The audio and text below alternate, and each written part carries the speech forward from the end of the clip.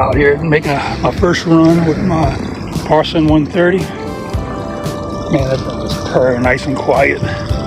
Love it.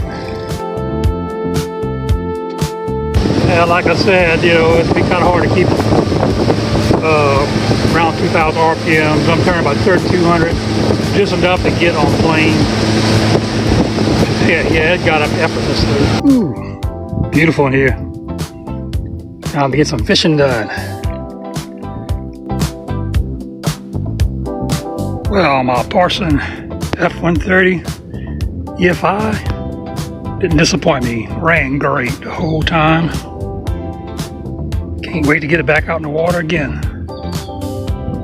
Nice quiet motor, plenty power. Heading back to the house.